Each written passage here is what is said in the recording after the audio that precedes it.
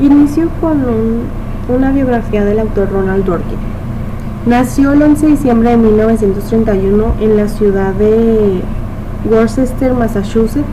Falleció el 14 de febrero del 2003 en Londres a los 81 años de edad a causa de la leucemia que padecía.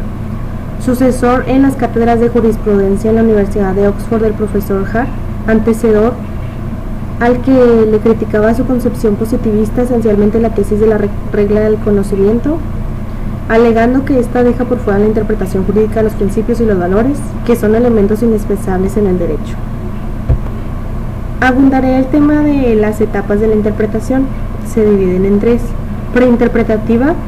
En esta se identifican las reglas y normas que proporcionan el contenido provisorio de la práctica. En tal sentido podría hablarse del componente estructural de la práctica. En esa etapa se produce la identificación del objeto de interpretación, a saber, una práctica específica como puede ser una práctica jurídica. La siguiente es la interpretativa. Es en la que se establece una justificación general para los principales elementos de la práctica identificada en la etapa anterior. Tal justificación consistirá en la búsqueda de un sentido de tal práctica, pero esta justificación no tiene por qué adaptarse a todas y a cada una de las características de la práctica. Y por último, la postinterpretativa. Es aquella en la que se ajusta el sentido de la práctica adaptándola a la justificación que se dio en la etapa interpretativa. Aquí pueden modificarse antiguas normas, generarse nuevas o plantearse excepciones. Hablaré sobre las críticas de Ronald Dworkin hacia Hart, que menciona el origen de los casos difíciles en la vaguedad, niega la discrecionalidad judicial, las reglas precisas, los principios, interpreten los casos, la unión de derecho y moral y el método de decisión, que les explicaré cada una de ellas. El origen de los casos difíciles en la vaguedad.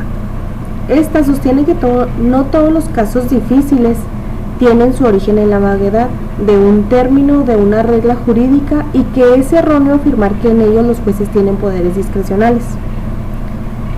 Niega la discrecionalidad judicial o cualquier poder excepcional en la creación de normas jurídicas.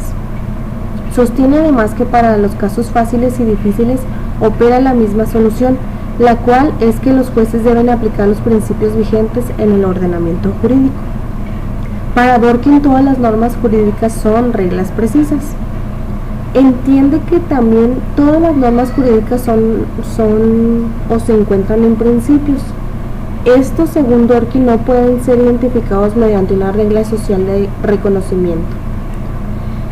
Aunque los principios sean diferentes en las reglas, ya que resultan menos precisos que estas, estos resultan igualmente obligatorios, de suerte que deben ser tenidos en cuenta por cualquier juez o intérprete en los casos que son pertinentes.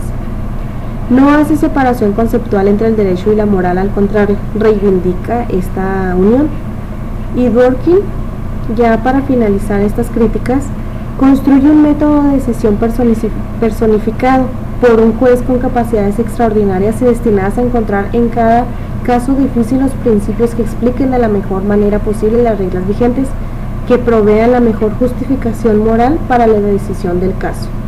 En ese orden de ideas se entiende que el juez puede proferir sentencias correctas en los casos difíciles y mantenerse siempre en el dominio de la aplicación del derecho sin pasar al discutido campo de la creación de normas jurídicas.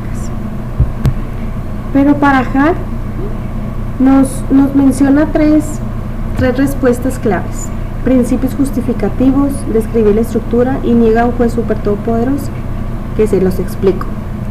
Hart se defiende de las críticas hechas por Dworkin, particularmente la aplicación del concepto de derecho para incluir los principios justificativos y la afirmación de una respuesta correcta en los casos difíciles sin recurrir a la discrecionalidad judicial.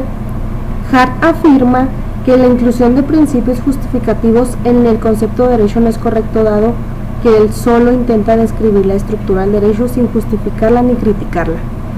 En cuanto a la discrecionalidad judicial, Hart se niega tajantemente a la existencia de un juez superpoderoso o Hércules, como se denomina en la teoría de Dworkin, dado que dice que los casos difíciles pueden sobrevivir dos o más interpretaciones basadas en principios encontrados, entre las cuales el juez irremediablemente tendrá que escoger. En esta última instancia, el juez tiene un poder discrecional La única forma de defender la posición contraria sería afirmar que en cada caso difícil existe un único conjunto de principios aplicables de que sirve de base para la respuesta adecuada, lo cual parece contrario a la práctica jurídica. Para concluir con esto, Dworkin aparta claramente de la tesis positivista de Hart, que representa el derecho como la suma de conjunto de reglas que cumplen los criterios de validez, que establece una regla maestra del sistema, a la que se denomina regla de reconocimiento. Para Dworkin, el conjunto de reglas del sistema jurídico de ninguna manera agota la totalidad de elementos componentes del sistema, más que un agregado de elementos. Dworkin entiende el derecho como una praxis social, un fenómeno universal.